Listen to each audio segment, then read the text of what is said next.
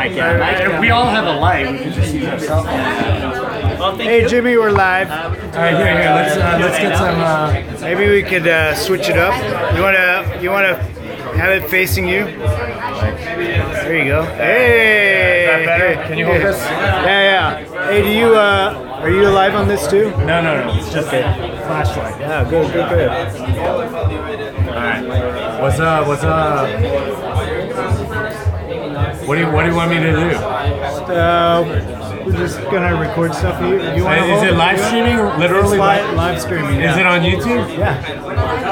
It's on my channel just because yeah. All right. Everyone go to Leo's channel. He's live recording this. Welcome. Hi, YouTube fam. I'm here in Hong Kong. Leo hooked us up with this really sweet venue over here, and we were gonna do a fireside chat sort of thing, but I don't know. I had a presentation all set, right? I had this thing called Bitcoin as Money, but it turned out that we don't have a screen. And we kind of need a screen because it's a Prezi presentation. It's beautiful. I had my virtual assistant from the Philippines who I just hired work on that. She's a very talented person, and I had this beautiful animations going and all that stuff. But unfortunately, we don't have a screen, so I can't do that. So instead, we decided do it live. Yeah, we are doing it live. But what we're gonna do instead is we're going to do a Q&A. Because that's always the part of the talk that people like the best anyway. A lot of people I'll watch sort of falling asleep during my talk. And then it's oh, it's time for questions. All right, let's see how we can make this guy comfortable. So anyway, with that in mind, should we do questions? Yeah, let's do questions. All right, so I'm not sure what the format is, but please shout your question really loudly so I can hear it. I am kind of hard of hearing, so let's start over there. Okay, so that's a technical discussion. So I want to ask about bulletproofs. And I want to ask you to explain bulletproofs and how they're gonna help, if they can help. Can you hold this for a second? Strengthen Bitcoin's privacy, because I know there are kind of zero knowledge proofs without the trusted setup. So how can this help Bitcoin and maybe Zcash and some other project? Yeah. All right. So bring it back. All right. So bulletproofs are a way to. They were developed as part of sort of optimizing range proofs. And if you've ever looked at sort of a Monero transaction, you know that range proofs can be enormous. So range proofs in Monero are 2 or 3K each. And that's very annoying if you're trying to sort of optimize that blockchain. They prune it away anyway, but I think the first place that bulletproofs are going to come in is in Monero. Basically, there's a way to do the proof of range proofs. Range proofs, the way they work is you break it up into bits. It's 10 bits plus a mantissa, and then you prove that it's a 0 or 1 for all of those bits, and then you have no idea what the amount is, but you know that it sums to some amount and it's the same as the previous. So bulletproofs there make a ton of sense because you can use bulletproofs as a way to reduce the range proof. So it ends up being 64 bytes or something instead of 2 or 3 kilobytes. Is it gonna be in Bitcoin? It's a good question. You can prove almost anything in bulletproofs. It's generalized kind of like ZK snarks in that way. The only thing is that it's slow. ZK snarks is already pretty slow.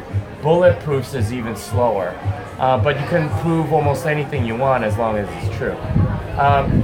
How's it going to be used in Bitcoin? We're not sure yet. But the tech is there. Certainly if sidechains were to come along, we can utilize bulletproofs in all sorts of ways, but right now it's, I think, sort of an open question as to where it's going to get utilized. But it's a great tool to have in the toolbox. So it's a zero knowledge proof, compared to the ZK snark? Yeah. It's similar. Yeah, but it uses less novel security assumptions that ZK snarks uses, and it doesn't require a trusted setup that ZK snarks. And then you say it's slow. It's slow to generate the proof, or it's slow to Slow verify to the generate the proof, yeah. The actual verification is quite fast.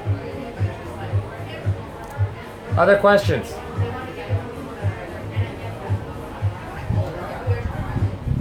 It's gonna end a lot faster. Okay, so what do you think if these new signatures, if these new schemes are being implemented? How do you think are they going to be implemented in terms of like soft forks and UASF? How do you expect miners to react to this? What do you kind of? I'm especially curious in people and institutions that could be pissed off by these kind of changes. Okay, so if you guys didn't see this on YouTube, but I just gave a presentation on Schnorr signatures, BN signatures, and NewSig. And basically what that allows you to do is it allows you to aggregate pub keys and aggregate signatures. And what that means practically is that at least on the blockchain, it's impossible to tell whether it was a multi-sig or a single sig. And basically, Leo's question was about, is that going to piss off anybody? How's it going to get implemented? Let me answer the second part first. How's it going to get implemented? Most likely it's as a soft fork with like a new opcode or something like that in script, or as part of like a new Segwit version that's utilizing a completely different thing. But yeah, will it piss off anybody? I don't think so, because it's actually not, it reduces block size. It's kind of a win in every way. Will the US government care? Not really, because you can still link transactions and stuff like that. You just don't know if it's one person or 10 people or 100 people for that matter. That part's a little tricky, but it is able to be done. Will anybody really care or get pissed off? I don't think so. I personally think it'll be okay. Lightning. Yeah, question right here. Yeah. Well, what's your opinion on the Lightning Network as a second-layer scaling solution? How do we build the right infrastructure to manage channels so that the money don't get stuck somewhere in the network? Yeah, so the question was, what's my opinion on Lightning as a second layer scaling solution? I personally think it's got a lot of really good potential. We don't really know how it's going to work because it requires different security assumptions. You have to have the private key online and stuff, it's the person you're connected to knows where you are, unless you do it over Tor, in which case the connection might not be reliable and stuff like that. So there are all sorts of like different things about it. It's not necessarily weaker or stronger in a security sense. It's just different. But as far as like a scaling solution, I think it can at least get like 3-4 orders of magnitude, because you don't have to broadcast your transaction to everybody. You only have to broadcast to the person that you're transacting with. Routing is still sort of like something that we're playing with, and they're coming up with better algorithms for routing like almost every day. And we don't know what the network topology is going to look like or how things are going to get connected.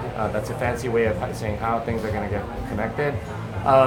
Is it going to be like hub and spoke, which a lot of Bitcoin Cash people sort of claim that that's exactly how it's going to be? I don't think so. I think it's going to probably be a more complicated one based on sort of user needs and market demand. But yeah, is it a good scaling solution? Probably. Is it going to get utilized? I don't know, because I still believe that the main use case is as store of value. And when you have a very good store of value, good money, and you have bad money and good money, most people are going to spend the bad money, whether it's on a Lightning network or on chain or whatever. So I prefer to spend my dollars rather than my Bitcoin. And I think that's true of most people that have been in Bitcoin for a while, is that unless you're all in and you have no choice, and of course you're going to have to spend Bitcoin in that way. If you have any dollars, you're going to prefer to spend those, because that can be inflated away from you, and it's a poor store of value. So that's more sort of the economics question. The technology I believe in. I think it'll work itself out, and there's a lot of ways in which it can be made more efficient. Yeah, but for as far as it being a solution to something, we first need a problem. I don't know if there's like a huge demand for people buying pizzas and coffee on the blockchain or doing stuff like that. I don't know. Like, I'd rather use my credit card for that stuff. What's your view on the new overt ASIC boost with the version rolling? Version rolling, yeah. So ASIC boost is basically, if you don't know, SHA-256 operates on 64 bytes, and the block header is 80 bytes, and each SHA-256 algorithm it requires an expansion and compression. So there's really four operations: expansion, compression, because it's 80 bytes, so you need to do 2 rounds of it. The way ASIC boost works is that you can take out one of those rounds, so you get like 25% roughly performance gain as an optimum. In practice, it ends up being about 15%. Covert ASIC boost requires you to like find all of these collisions in a Merkle root, which is very, very difficult. But with overt ASIC boost, what you do is you change the version bits a little bit here, a little bit there, and that allows you to get the same speed up without the cost. I personally think that's fine, and if those are still valid blocks. I don't think there's anything malicious, and it gives you more security, so why not? So yeah, I don't see that as a problem.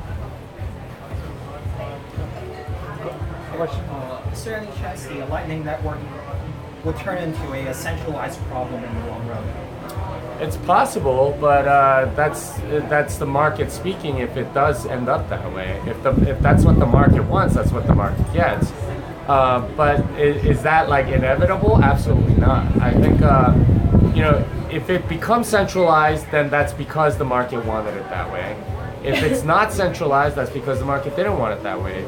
I personally think there's enough people that want it to be less centralized, that's the direction we go in, but I don't know the market. That means I need to know like the minds of everybody in the future. I don't even know your minds now, so it's difficult to say. But yeah, predicting the network topology of a brand new product that nobody's used yet really is very difficult. And like this annoys me about people that criticize Lightning, is that they purport to know the network topology when they really don't. Yeah. So this might be a bit more of an economics question, but for price discovery to happen in Bitcoin, what are the factors for the price to stabilize enough to be used as a unit of exchange? So according to Gresham's law, you have to completely drive out the bad money. I don't think that's happening anytime soon.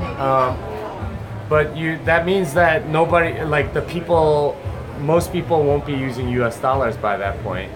And at that point, then its price has stabilized enough that you can go do something. When will that happen? I don't know. There are people that believe it'll happen in 10 years. There are other people that believe it won't happen for 50. I don't know. I don't know the future. I could speculate, but I don't know if I have any grounds to do that in a way that's more predictive than anyone else's prediction. But yeah, I mean, I think that's when it stabilizes enough, is when it's the major store of value. Then it can become the medium of exchange. Question, you want to take a break and just hang out for a little bit? And then I don't know, was there? Yeah, I mean, any quick questions here? Sure. Yeah. What other second level sort of scaling solutions have caught your eye? I mean, So I mean, side chains and other things that people are still working on. What do you think? Yeah, I mean, lots of sidechain tech is. I mean, sidechains are so general. You can obviously use it as a second layer. I think Liquid has some promise. That's Blockstream's Elements sidechain. that has a lot of promise because you can more or less get instant confirmation. And what you can do when that blockchain gets too big is you can just have everybody move it back to Bitcoin, throw away the entire sidechain, and start another sidechain from scratch. So that seems pretty promising, and you know it has different properties because more people have to know about it. But you know that's interesting to me. You know, you can have something like, you know, everyone uses Coinbase. That's another one. That's a crappy second layer, but it's still a second layer. But you know, that's there are many different ones, and I'm keeping tabs on it. It really depends on the market. What about RSK? RSK? So here's the thing about RSK. So they're more or less doing like Solidity as a sidechain or something like that, or the equivalent of whatever capability Solidity has on the Bitcoin sidechain. And their argument is you get sort of the security of Bitcoin, but the ability of Ethereum. Here's the thing, nobody really uses the ability of Ethereum. They all just use like ERC20 tokens. That's their big killer app. And if you're going to launch an ERC20 token, or if you're gonna create your own token, that's where you're gonna go because that's where all the buyers are. They're not on RSK.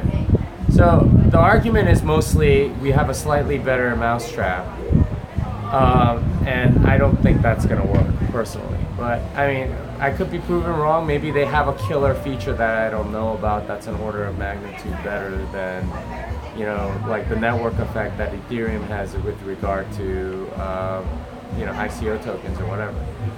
But you know, that's just how it works. Is that when you have the lead, it's extremely difficult to displace, and that's why like no one's doing ICOs on Ethereum Classic. I mean, it's much cheaper to do it on there right now, and it's the exact same code mostly. So you know, if it was about a better mousetrap, that would have been done already. So I don't think that's what it is. It's more about the network. What wallet are you using for hot and cold storage, and what features would you love to see implemented in that one? Cold storage? Hot and cold. Yeah, I mean, I used to do paper wallets because I know what, you know, I can go recover it or whatever. Yeah, I think you know, using something like a Trezor is fine as long as you take proper security precautions. I would love for there to be a real HSM, like consumer level hardware security module. I think YubiKey has one that supports the SEC P256K1 curve, and I would love to see that get FIPS certification, so it's tamper-proof, not tamper-evident, in which case, if anyone tries to open it to get at the private key, it would destroy the private key, and then you can use your backup in the vault or something like that. That's my ideal setup, what I would like to see. But that's not really happening by anybody. So entrepreneurs, please do it. Just a quick question. So now all computation happens on MTU on these hardware wallets? Yeah, so I mean, this is why, like, hardware wallets are really hard to audit, right? Like, cause, like, even if they give you the schematic, you don't know if it's in there or not. Like, are you gonna go look under an electron microscope and make sure it's the thing that the chip says it is? So it's kind of difficult. Over here. What area of Bitcoin Core do people use help with? What area do developers, what area of Bitcoin Core do you guys like want more help with in software? That's a good question. I mean,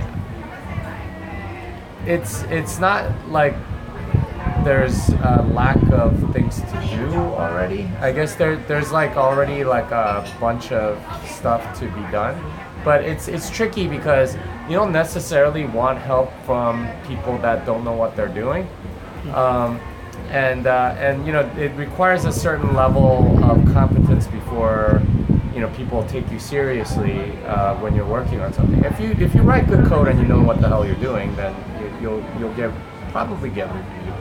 But oftentimes what happens is that a lot of new people come and they get overambitious and refactor a large thing, and I think every core developer has gone through that, where they refactor a large thing and then they go, no, we're not going to do this large refactor. Stick to small stuff that we can really securely audit. There's multiple stuff. I think speed and propagation tend to be the main areas of focus, just because that tends to be the bottleneck.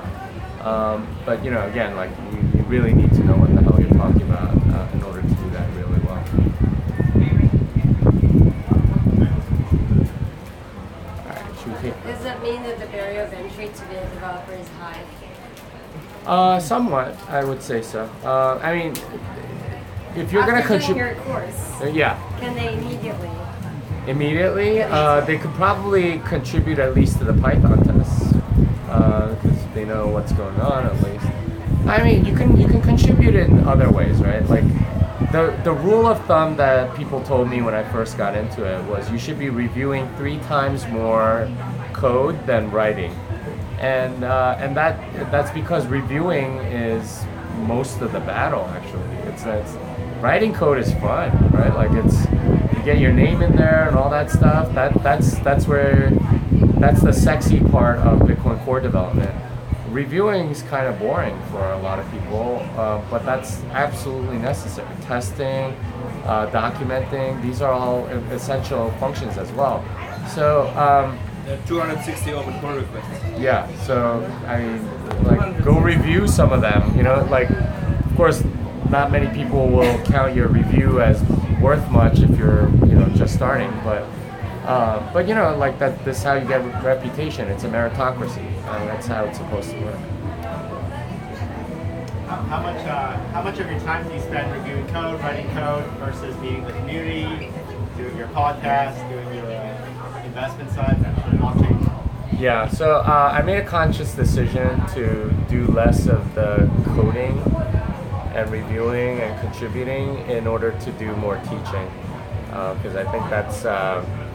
I was doing the math. I'm like, okay, if I really worked on core code, I could maybe do 40 commits a year, something like that, 50 commits a year, or I could teach a couple hundred people a year, and even if 1 out of 4 of them do a commit, I break even. So that was my calculation in my mind. I got a question about Blockchain Capital. What are you going to be doing with them? Yeah, so my role at Blockchain Capital is to be sort of a liaison to the developer community, and not just core, but all of the developer ecosystems out there. There's a lot of projects that are Bitcoin based that a lot of people that need some love. So the plan is for Blockchain Capital in some capacity to fund a lot of that development, and I'm sort of the liaison. I guess I find the developers that are willing to work on that stuff and figure out their compensation and how I can support them. I also want to target the right libraries, maybe that are more in line with our portfolio companies and stuff like that. But yeah, I mean, it's something to help the ecosystem. Blockchain Capital's positioned well to sort of care about funding development of the ecosystem without necessarily being aligned to a single company. What particular industries is Blockchain Capital interested in? So we have a mandate to invest in crypto. So, yeah, or crypto-related things. So health tech, industrials, anything. So yeah, it's possible to invest in those as long as it's related to cryptocurrency or crypto. I I guess somewhat blockchain related. It's possible. I tend to be skeptical of that, but then again, I don't make the investment decisions, at least not yet. So, yeah, I would have to ask my partners. I have another question. What's your advice to college students? Like, do you go back to the University of Michigan at all and tell students, you should be studying math first, or economics first, or computer science? They haven't invited me there yet. I wish they would, because I would love to tell them advice like that. That's like practicing being a dad, I guess. But yeah, my advice generally to upcoming developers is they study version control way too little. They study testing way too little, and they study algorithms way too much. Most of your developer time is spent on figuring out somebody's API, making sure that it works the way you expect, and dealing with source control so you can merge it into the code base. Too many people just don't bother with a lot of that, which I think is very important. But yeah, I would say learn those skills rather than some obscure algorithm to do something. You can always look that up later. But yeah, I think for college students that want to become developers, that's the direction I would send them. Yeah. You want to take a break Jimmy, and then we? Does your personal development side I enjoy from Twitter has something to do with Bitcoin culture? What's that? Does your personal development side that I see so often in Twitter have something to do with Bitcoin culture? With Bitcoin culture? I don't know. I mean, most of us in Bitcoin, I feel like, have cut out a lot of other stuff so we could be in Bitcoin, right? Even people in this room, right? I tell people I really only have 4 things left in my life because I've cut out so much of it. So some of the things I've cut, just to give you an idea, I cut Facebook a few years ago. I don't really watch sports anymore. I don't watch movies. I don't watch TV. I don't read the news. I stopped paying attention to politics. Stopped. Yeah. I cut a lot of that stuff out in large part because I want to focus on the stuff that I like. And I have 4 things left. They all start with F to help you guys out. My faith, my family, my finances, that's Bitcoin, and my fitness, that's powerlifting. So basically those are the 4 things I focus on. And if my activity doesn't fit into one of those 4 categories, I look very strongly at getting rid of it because it doesn't help me in any of my goals. So TV, for instance, yeah, I would love to be watching Game of Thrones, but at some point it's just kind of a waste of time, right? It doesn't really add anything to my life. The drama in crypto is way higher than Game of Thrones. Indeed it is, and it's a lot more relevant to what I'm doing. So yeah, so yeah, that's sort of the direction I've taken in my life, and I don't know. I think there's a lot of people that are in this space that are interested in sort of personal development as well. A lot of people do Bitcoin carnivory. A lot of them are into powerlifting. A lot of them are into libertarianism or Nassim Taleb's books and go with the via negativa sort of philosophy on life. So I think they all sort of run together for a lot of people. So yeah, I guess that's influenced me. Is there some kind of scope break in your life because you end up focusing so on such a kind of vision point of view that a lot of things for example in Bitcoin a lot of things that are lacking, which is basic market adoption, would actually be all these UI integration wallet and whatnot. These are the things that you probably not focus so much on because the actual development itself is so intriguing. Doesn't that build a scope creep on that? Yeah, I mean, I don't see myself as an expert on UI or UX. I really other stuff. Yeah, there's certainly other stuff. And I wish I had more time. I mean, if you gave me 24 more hours in a day, I would fill it up. And go to everyone how do you trust your bank? Yeah, I mean, I don't feel like I need to do everything for everybody. There are lots of other people that are much better at me at other things, and I hope they can take advantage of this fertile field, right? Like, I wear this hat for a reason, not just because I'm from Texas, but because Bitcoin is like the Wild West, and in many ways, in more ways than one, right? Like, it's got a lot of opportunity, but it's also got a lot of danger, and if you can sort of tame that danger and sort of blaze your own trail, you can really make a difference in this industry. And it doesn't matter what your particular talent is. You know, the Wild West and back then, like, they had need for everybody, right? It didn't matter just because there were just lots of people, and where there are people, there are lots of skills that are needed. And you know, that's how I see it. Is that there's a lot of there's a lot of opportunity for entrepreneurs to sort of make their mark, and it could be doing, things that are technical, but in large part it doesn't have to be. I mean, Crypto Graffiti, right? Like, he's an artist, does a lot of stuff in crypto because he saw this gap in, Bitcoin related art. I think that's awesome. It's only really up to your creativity to figure out what you can do to make money in this economy. So, I guess that's my long-winded answer. So I have a lighthearted question about that. How long have you been donning this book? Yes. I bought my first cowboy hat in October.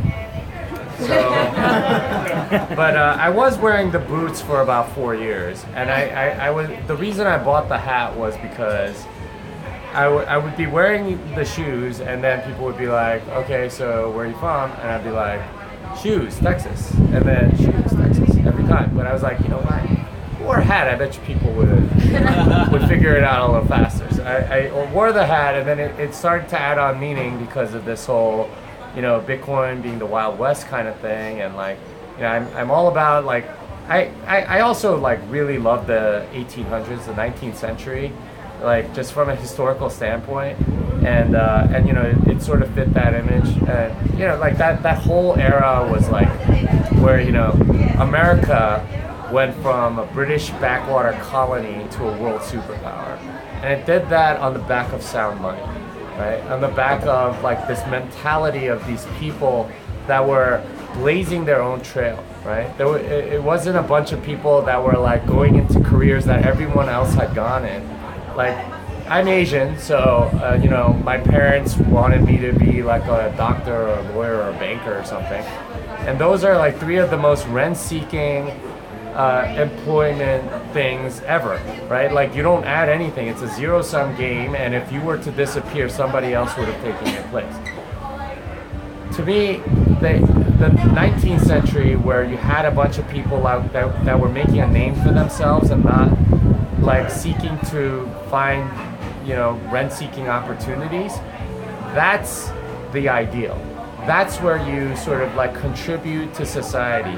That's where you make something new and add value to everybody, and grow the pie instead of trying to find your piece. That to me is much more powerful, and I think the 19th century history like sort of bears it out, right? Like, the United States became the superpower on the back of sound money.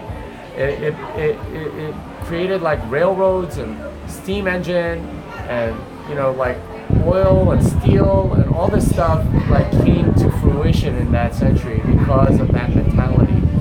And that's what I see for Bitcoin. That's what I hope for Bitcoin. That's what I think will happen with Bitcoin, is that a lot of people will start blazing their own trails. A lot of you in this room, I hope you're blazing your own trails and finding your own niche and adding value and growing the pie and making it better. And that's what Bitcoin has done over the last 8-9 years, is that it's grown.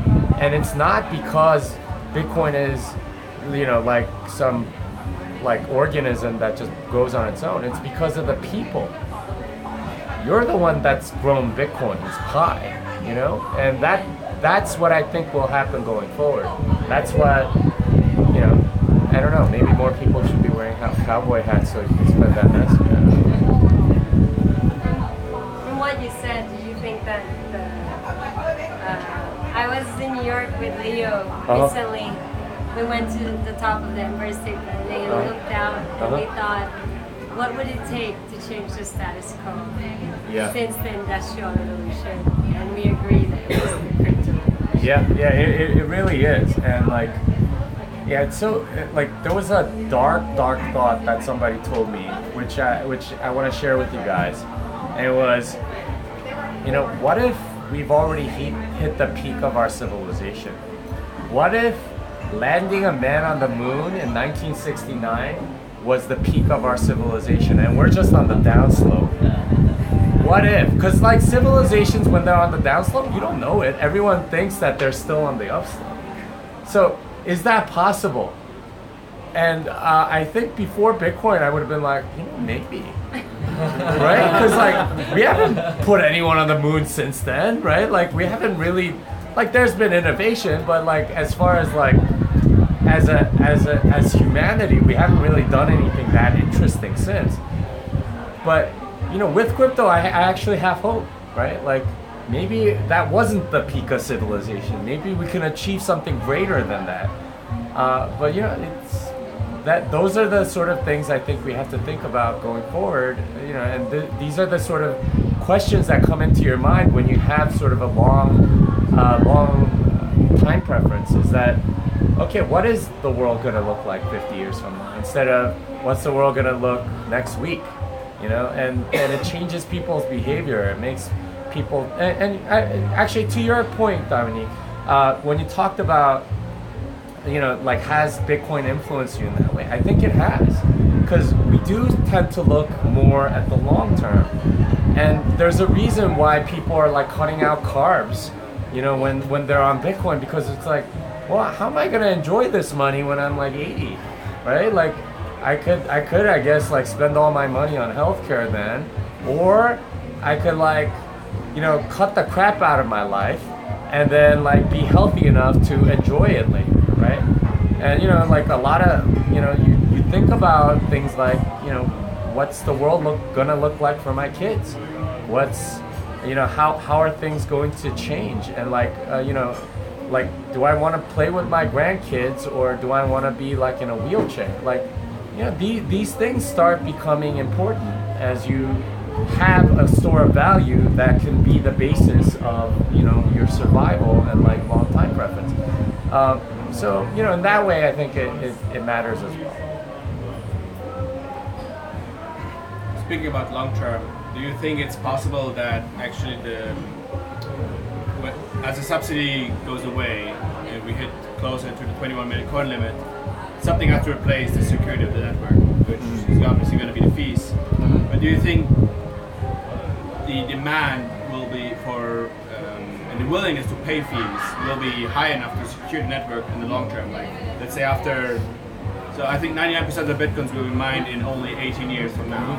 So that's still in our lifetime. And then the last 1% will be over 100 years. And do you think at that point in time the fees have to have kicked in and be a substantial amount of security? Do you think it's possible? And if you had to put a percentage chance on that, what would you put it at? Well, I think the market will figure that out.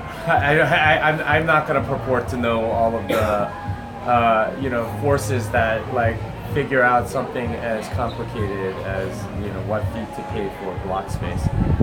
And that's the beauty of the markets. Like, no one person is smart enough to figure that out. And if you try to centrally control that, that's not going to work. But you have market participants sort of acting on their own. They figure out the price really fast. So I think the market's way smarter than I am. So I'm just going to leave it to them. Yeah. To follow on that question, what is your opinion of the Monero tail initiative? I think it's different. Is that something that might help? I mean, that's their choice. I mean, it's sort of a more long-term economic question, and I'm not, and I again, I don't, and you know, who knows if that'll stay. Monero hard fork's gonna be like 6 months, so you know, it's possible that changes. So it's hard to speculate on the future, mostly because I don't know it. Would you believe in Monero there was a message that with a hard fork, the security could be compromised in Monero? What do you think about that? I mean, of course it could be compromised. Anything could be compromised. But yeah, I don't know. I mean, I know their code base somewhat, but the economics and sort of like speculative speculation on how it can be socially attacked is not really my domain per se. What is your vision for Bitcoin in the next 3 years? Where would you like to see it? I'd like to see it become the worldwide store of value. Digital gold. I want it to replace gold. So not much in the commercial side? What's that? Not much on the actual commercial side. The medium of exchange side? Yeah. I mean, I guess that's okay, but the evidence so far has been that like people don't really use it as a medium of exchange that much. Because you use that money. Huh? Because you use that money. Yeah, exactly. And like Dell takes Bitcoin. I have a friend that Dell's in Austin. He's like, yeah, we get very little business in Bitcoin, and you know, a lot of companies will start accepting Bitcoin, get a little bump, and then eventually just be like, why the hell are we supporting this? Let's just take it out of our website, because like no one's buying anything, because you want to use bad money. I mean, there are people that are all in on Bitcoin. Those people are going to be forced to spend Bitcoin, but for the most part, they'll convert to fiat first because it's more convenient, or they'll use credit cards because then they don't have to pay for 25 days. Was there any legitimacy to companies who like first did not adopt SegWit? What's that? Was there any like legitimacy to like companies like Coinbase who like at first did not adopt SegWit right away? You'd have to ask those companies. I don't know much about the conspiracy theories or how to even validate that they're true or not. All right, I think I should eat some. Okay, yeah. Yeah, but thank you guys, especially on YouTube. Always fun to do Q&A. That's like my favorite part in all of these. We just went straight to it, so I'm very happy about that. Okay, thanks a lot, Jimmy. All right, thank you. Yeah. Good job, good job. You guys gonna watch me eat? This is delicious.